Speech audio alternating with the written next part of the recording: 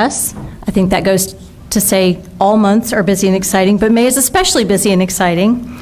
We have several important projects and initiatives happening right now, but one of the most important is Foster Care Month, National Foster Care Month. It's a month dedicated to highlighting all the ways that we and our partners are working every day to improve the foster care system in Arkansas for the children, for their families, for foster parents, and for our staff. We are so fortunate to have the leadership of Governor Sarah Sanders in that effort. Since the day she set foot in office, she has been a champion for children and families. Mom of young kids with lots of stories to tell. She has celebrated and supported children and children's issues from the very beginning. In fact, in education, in protecting our children, and in signing an executive order within her first 60 days to establish Every Child Arkansas, which is what we're here to celebrate today. We are so proud to work with Governor Sanders on finding smarter, more efficient, and more effective ways to impact the children and families engaged in our foster care system. We know that all children, if they can't be in their homes, deserve to be in a safe and supportive home. Please help me welcome Governor Sarah Huckabee Sanders.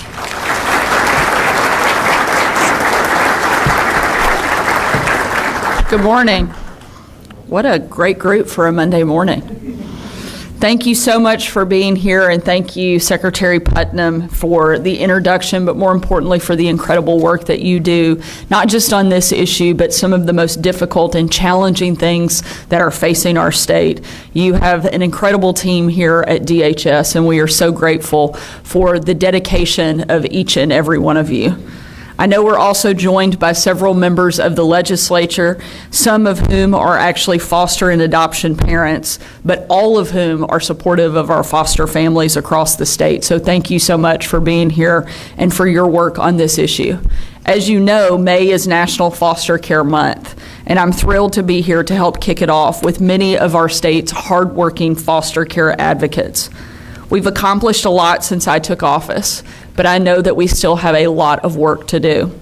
This issue is very personal to me, not just as the first mom to serve as governor of Arkansas, but also as someone who has had the opportunity to see firsthand with my own eyes the amazing impact that foster families can have on our state's most vulnerable kids. Just a few weeks ago, I was in Russellville visiting Crawford Elementary School, and like every school visit, the kids have hundreds of questions. Some of them are pretty easy and I can answer relatively quickly. Every once in a while they throw you a curveball. That week I had a little girl that came up and said, "Do you know my grandparents?" And I'm thinking, you know, Arkansas is a pretty small state, but I don't know that I know everybody's grandparents. I think I could be forgiven if I didn't know one or two. But then she told me her grandparents' names, Lori and Willie Johnson. And outside of this room, a lot of people may not know who they are, but Lori and Willie Johnson are heroes. They have 4 biological kids, and since 1980 have adopted more than 24 other children, all of whom have special needs. These kids have been written off by doctors and society in many cases, but in Lori and Willie's case, they absolutely thrived. Their story started when Lori saw a boy in a wheelchair in a Wednesday's Child newspaper ad. Once they saw a need that their family could fill, they never stopped. Families like that are why we are here today, not just to celebrate our foster and adoption families, but also to encourage others to take part in our state's foster system. Because as much as families like Lori and Willie have done, there is still a lot of work that we have to do. That's why at the very start of my administration, we partnered with Every Child Arkansas and nonprofits and advocates that they represent. Over the past year, this group has made major headway on improving our state's foster care landscape. They've streamlined the process to become a foster care parent, helping children in need find a home faster. They've also broken down silos between the nonprofits and state agencies that make our foster system work. And they're a growing presence at events like this one, online and across the state. A newspaper ad that Lori and Willie saw back in 1980 should not be the only way that somebody in Arkansas finds out about a child in need.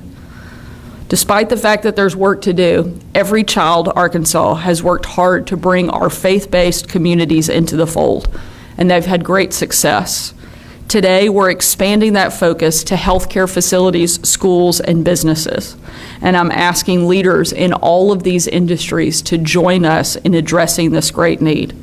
You can start by highlighting your employees who are foster parents. One of my staffers and good friends that's here with me today, Jamie Barker, alongside his wife Allie, who are somewhere hiding in the back, have been involved in foster care advocacy for years and opened their home to 3 foster kids who are now permanent members of their family.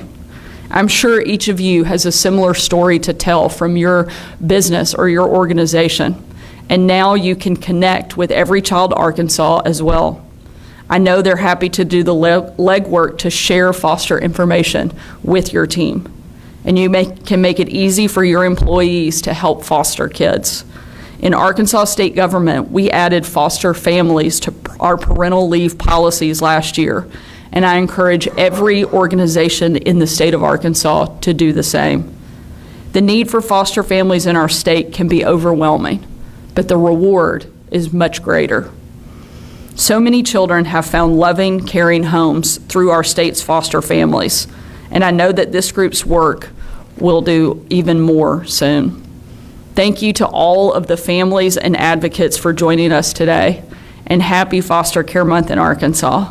I will now turn it over to Tiffany Wright, our Director of Children and Family Services, who can talk more about our new initiative.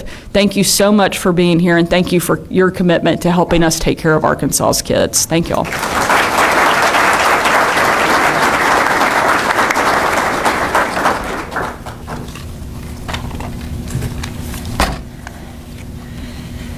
Thank you, Governor, for your leadership on this very important effort. Good morning. I'm Tiffany Wright, Director for the Division of Children and Family Services here at DHS. And like you heard the Governor say, it's National Foster Care Month, and it's a perfect time to launch a new campaign that makes a concerted effort to engage 3 groups of people that we believe have a real impact on the lives of children in our state. Our goal, in partnership with Every Child Arkansas, is to have more than enough foster homes across the state with emphasis on older youth and also large sibling groups, because we believe every child in our state deserves a safe, stable family every day. Today, I'm asking for you to get excited, collaborate, and walk alongside us during this campaign effort. And like you heard from the Governor, we're focused on these 3 groups: education, healthcare, and businesses. Our ask to the professionals and their leaders is to first join us on this effort and then celebrate, support, and inspire. Celebrate our current foster parents in each group to show that it is possible to be both a dedicated, valued employee and an amazing foster parent. You might want to highlight these parents on your social media or internal newsletters, and you can use our super cool new tagline, "We can do it, you can too." Support foster families in their specific profession by affording them the same flexibility and benefits as other parents. And inspire others in each group to become foster parents just like their colleagues. Just a few weeks ago, a school counselor took in a sibling group of 5. That commitment allowed those children and youth to remain in their school with familiar faces connected to their community. Can you imagine the impact? You enter foster care and you get to stay in your community. You're not moved across the state to a stranger foster home. You're staying with someone you know, someone who cares about you that you are already seeing on a daily basis. Or on a more personal level, when I was a frontline family service worker, I had a doctor in the community that stepped up and helped both parent and the child in foster care on a very complex and medical case. The knowledge that doctor brought impacted our case so that we could make good, impactful decisions for that child in the case. These are just some small examples of the critical roles that these professions play in the lives of children, and why DCFS and Every Child Arkansas is asking for leaders in these professions to celebrate and support, and inspire.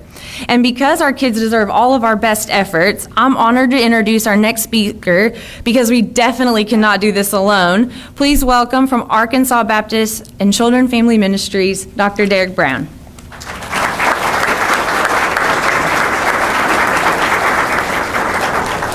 Thank you, Director Wright. As we turn our attention to the children in foster care this morning, I'm reminded of a conversation I overheard on Thursday morning. So I was walking into our Catalyst coffee shop there at our central office on Markham Street. I saw 3 young children there having hot chocolate. Didn't take me long to realize these are three siblings in foster care waiting on a visit with their family. And they're talking to their caseworker. On the wall is a piece of the heart gallery for some harder to place children who are waiting for adoption. The youngest boy looked up and he said, "Are those foster children?" A few minutes later, he asked the question, "Are we foster children?" And I thought, there are identity-defining moments happening right now as he understands who he is in relation to the situation that he's in. Just a couple minutes later, I heard his older sister counting, and I look over as I'm making my cup of coffee, and I see her 1, 2, 3, all the way 29, 30, 31. I had never counted the number of pictures on that wall, but apparently there are 31. And here's what she said next. That's 31 kids who are going to get adopted. Some of those kids have been waiting for a long time. But I thought at that moment, they're counting on us. To see that little girl's face and to know that she is counting on us. She's counting on our church leaders to make that happen. She's counting on our business leaders to make that happen. She's counting on our healthcare workers to make that happen. She's counting on you, our educators, to make that happen. She's one of 3,634 children who are counting on us today to make something happen so that they can get to permanency, to provide a safe and loving foster home while they're in a state of transition, while they can't live with their biological families. But it's deeper than that. Not only are they just counting on us, but I realized at that moment, she believes in us. She believes it's going to happen. I don't know about you, but I don't want to be the one to let that little girl down. She sees things like this and she believes that it's going to happen. She trusts that she's going to be taken care of. She trusts that those kids on that wall, because we're saying they're adoptable, you know what? She believes they're going to get adopted. She believes in you, Arkansas. She believes in you, church leaders. She believes in you, business leaders. To her educators, she believes in you. To the healthcare workers who have the opportunity to make a difference, she believes in you. And so a final word to our 1,388 foster families who said yes, who said we will make a difference, who said we will take one of the hardest challenges and make a difference where it's needed most. Thank you. Thank you for giving children like this little girl and her 2 brothers a chance to believe in something, a chance to believe in hope, the knowledge that there are people out there who will make a difference, who will protect them. We will fight for the children and families of Arkansas. I am so proud to represent Arkansas Baptist Children and Family Ministries and our ministry, Connected Foster Care and Adoptions. And bigger than that, I am proud to represent Every Child Arkansas, because I realize it takes more than me, it takes more than our organization, it takes all of us working together. And that's what this is about. Together, we will fight. Together, we will give children like that little girl something to believe in. She's counting on us, and she believes in us, along with the 3,634 other children in foster care today. They are counting on us. They believe in us. Let's make a difference. Let's fight for them. Thank you to our foster families for fighting. Thank you for doing the hard work. You are making a difference. To the others out there who can do this, please don't wait. There are children waiting. They've waited long enough. Let's rally together and make this happen. We will fight together and make a difference. Now I get the incredible opportunity to introduce to you one of our foster families, Jordan Summers, a fierce advocate for foster children.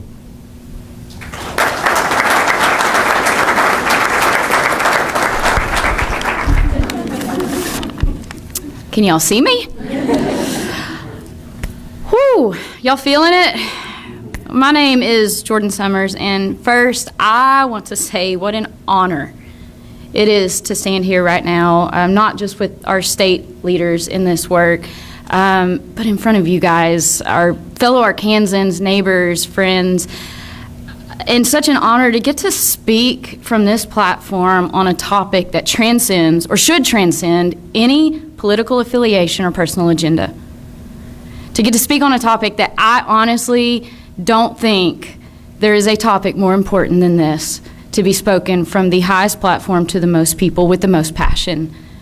And that is the kids in our state longing for a safe place to call home, longing for safe people to look them in the eye and say they are worth something and they are loved.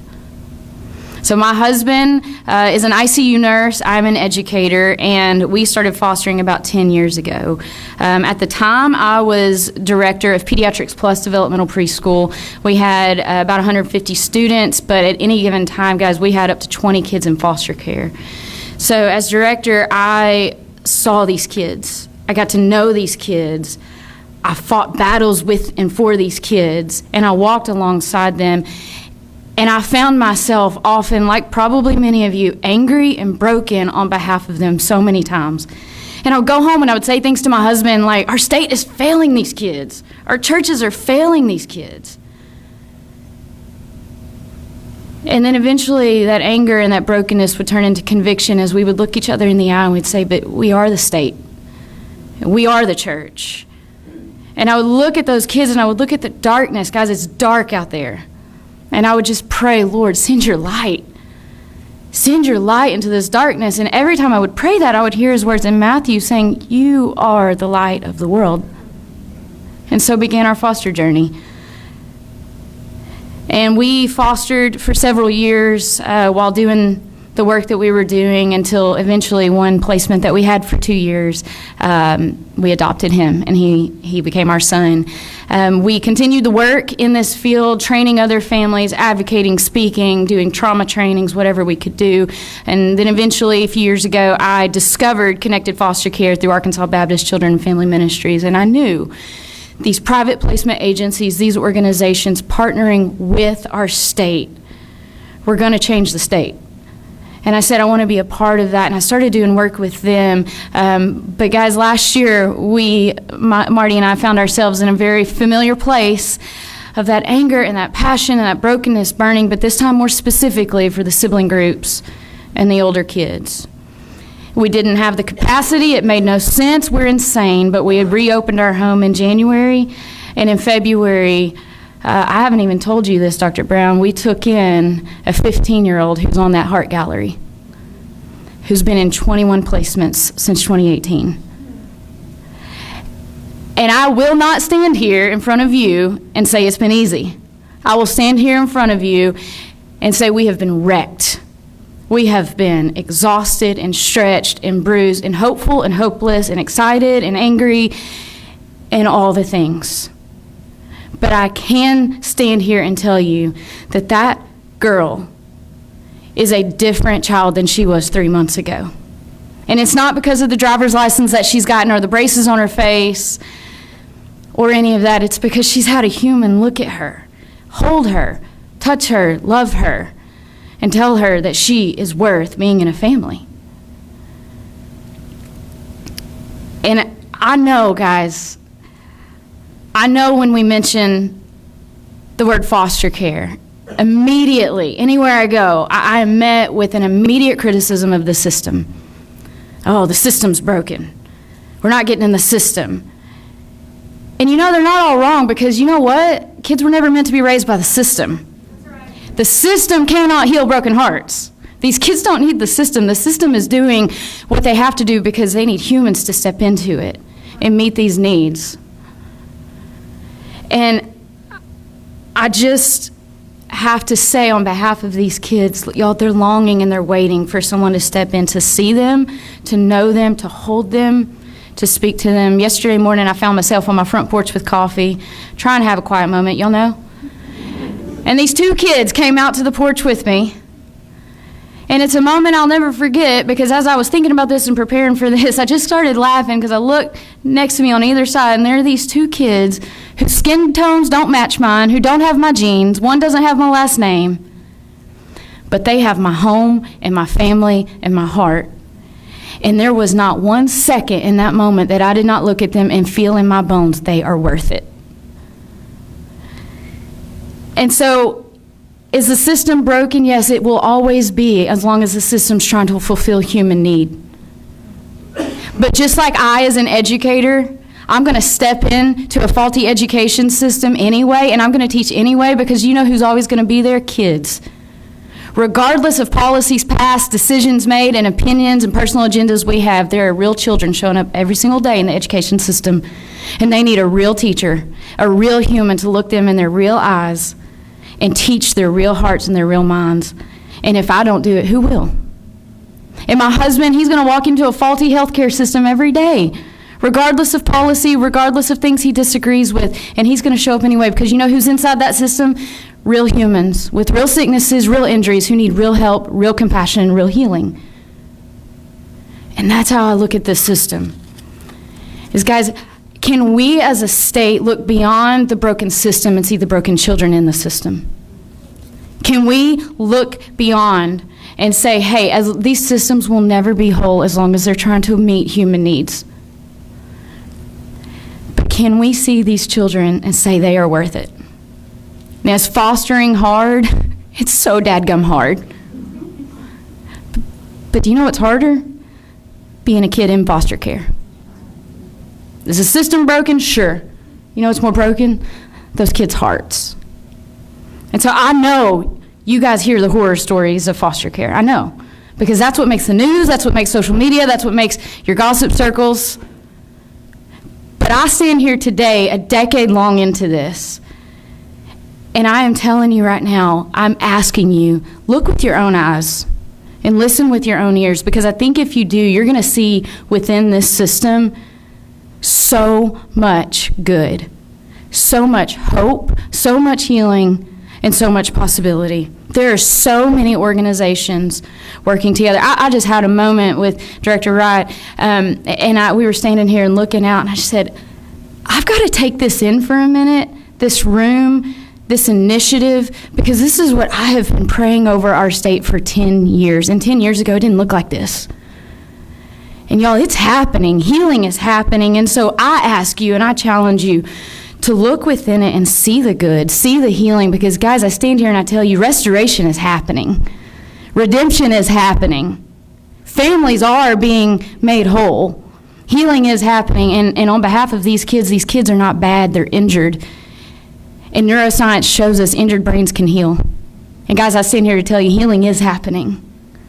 It is happening every single day. And so I invite you into that.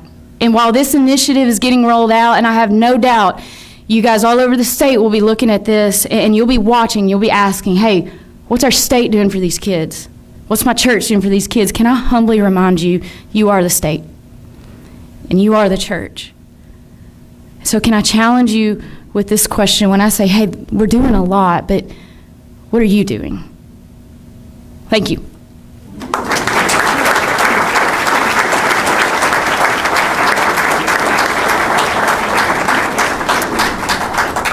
I just want to say thank you again with sincere gratitude for coming today. Thank you, Governor. Thank you, Secretary Putnam. Dr. Brown and Jordan for speaking today. This concludes our presentation.